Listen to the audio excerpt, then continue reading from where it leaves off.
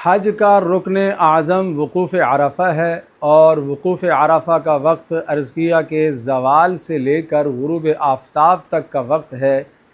इस वक्त में यानी ज़ोहर की नमाज़ आप अपने ख़ेमे में पढ़ लें और उसके बाद आप क़िबले की तरफ रुख़ करके खूब दुआओं का एहतमाम फ़रमाइए।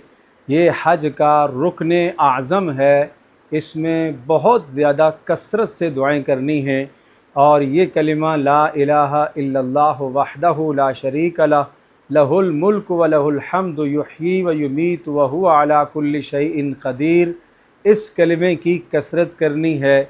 आज के दिन अल्लाह तबारक व तआला अपने इन हाजियों पर फ़ख्र फरमा रहा है और फ़रिश्तों के सामने अल्लाह तबारक व तआला इज़हार फ़ख्र कर रहा कि देखा मेरे बंदे आज मुझे किस तरह से पुकार रहे हैं। और हर एक की ज़बान पर लब्बैक अल्लाहुम्मा लब्बैक का नारा और बार बार अल्लाह की तरफ हाथ उठाना और हाथ उठाने में बहुत शिद्दत के साथ मुबालगा करना, बहुत ऊपर तक हाथ उठाना। आज गोया कि अल्लाह तबारक व तआला की रहमत मुकम्मल तौर पर आपकी तरफ मुतवज्जे है। ये वक़ूफ़ अरफ़ा है और गुरूब आफ्ताब तक इसी तरह से वक्त वहाँ गुजारेंगे। असर की नमाज़ पढ़ लेने के बाद फिर थोड़ी देर खड़े होकर फिर दुआ करें और फिर जब गुरूब आफ्ताब हो जाए तो फिर अब मुज़दलिफ़ा की तरफ हमारा सफ़र होगा। गुरूब आफ्ताब हो जाने के बाद अब हम मुज़दलिफ़ा की तरफ रवाना होंगे और गुरूब आफ्ताब के बाद मग़रिब की नमाज़ मुज़दलिफ़ा में पहुंचकर हमने पढ़नी है। इशा की नमाज़ मुज़दलिफ़ा में पढ़नी है। गोया कि मग़रिब और इशा ये दो नमाज़ें इशा के वक्त में मुज़दलिफ़ा में पहुंचकर पढ़नी हैं। चाहे रात का जो भी हिस्सा वक्त का हो जाए, जिस वक्त भी आप पहुँचें, आप इशा के वक्त में पहुँच जाएं, आप रात 11 बजे पहुँचें, आप 2 बजे पहुँचें, आप जिस वक्त भी पहुँचें, सुबह सादिक़ से पहले पहले आपको पहुँचना है। और वहाँ मुज़दलिफ़ा में जाकर सबसे पहला काम आपको क्या करना है कि आपको 2 नमाज़ें अदा करनी हैं। अज़ान कहकर बाजमात मग़रिब की नमाज़ अदा करेंगे, फ़र्ज़ अदा करेंगे और फ़र्ज़ अदा कर लेने के बाद फिर इक़ामत कह लेंगे। यानी मग़रिब के लिए आपने अज़ान भी कही, इक़ामत भी कही और 3 फ़र्ज़ अदा कर लिए और उसके बाद आपने इशा के लिए इक़ामत कही और इशा के फ़र्ज़ अदा किए। अब इशा के फ़र्ज़ अदा कर लेने के बाद पहले मग़रिब की सुन्नतें अदा करेंगे और फिर उसके बाद इशा की सुन्नतें अदा करेंगे और फिर उसके बाद इशा के वित्र अदा करेंगे। ये गोया कि पहला काम आपने मुज़दलिफ़ा में पहुंचकर करना है। मग़रिब की नमाज़ न अरफ़ा में पढ़नी है न रास्ते में पढ़नी है। लोग कहेंगे नमाज क़ज़ा हो गई।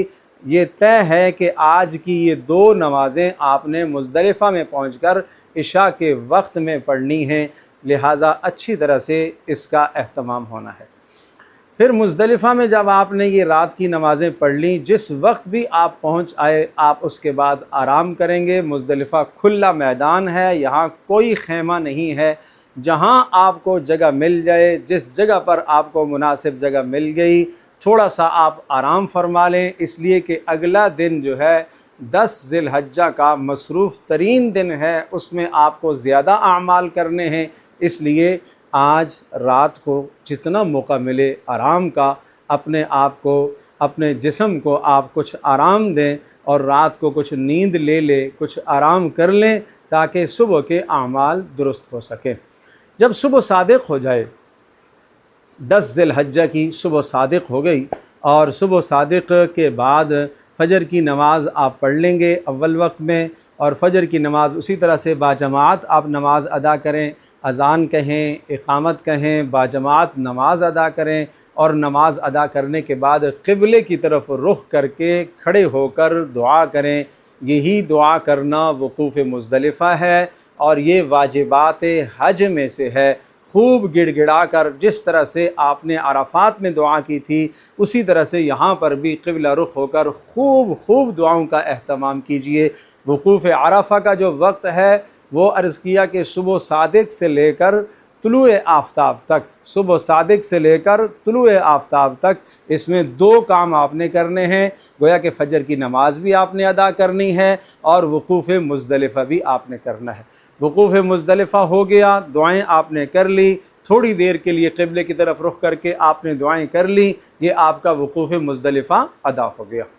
अब यहाँ ही से कंकरियाँ आप चुनेंगे अपने लिए, चूँकि इसी जगह से मुज़दलिफ़ा से कंकरियों का चुनना ये सुन्नत है और वहाँ कंकरियों के ढेर होते हैं और हुकूमत की तरफ से इसका इंतज़ाम होता है। आप अपने लिए कंकरियाँ चुनकर अपने पास रख लेंगे, अपने पास एक थैली में, किसी भी शय में, किसी भी चीज़ में अपने पास कंकरियाँ आप महफूज कर लें। साफ़ सुथरी कंकरियाँ हों, नजासत की जगह से न चुनिएगा, साफ़ सुथरी जगह से। और इसी तरह से कंकर जो आप चुनेंगे चने के दाने के बराबर हों, बहुत छोटे भी ना हों, बहुत बड़े भी ना हों। पहले दिन आपने 7 कंकरियाँ मारनी हैं, ये पहले दिन के लिए 7, दूसरे दिन आपने 21 कंकरियाँ मारनी है 11 ज़िलहज्जा के लिए, और इसी तरह से 12 ज़िलहज्जा को भी आपने 21 कंकरियाँ मारनी हैं। इस तरह से ये 49 कंकरियाँ आप अपने पास चुन लें।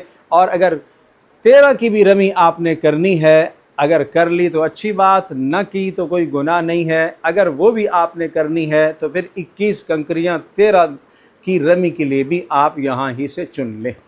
जब कंकरियाँ आपने अपने पास जमा कर ली, कुछ इजाफ़ी भी जमा कर लें, कोई कंकर रह जाता है और सही आपने मारा और सही लगा नहीं है तो नीचे गिर गया तो दोबारा मारना है, कुछ इजाफ़ी भी अपने पास रख ले।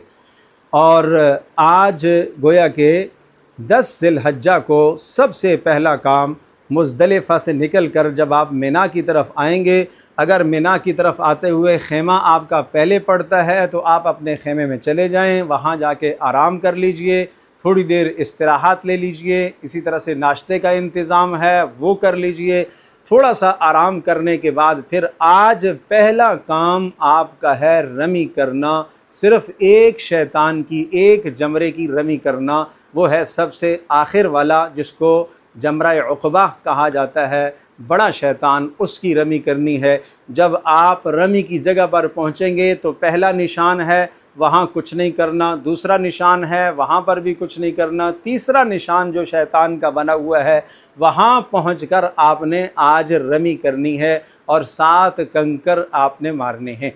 जैसे ही आप यहाँ रमी के लिए पहुँचेंगे तो अब आपका तलबिया ख़त्म हो जाएगा, लब्बैक अल्लाहुम्मा लब्बैक का सिलसिला अब आपने मौकूफ़ कर देना है, बंद कर देना है। अब आपने रमी करनी है, 7 कंकर मारने हैं।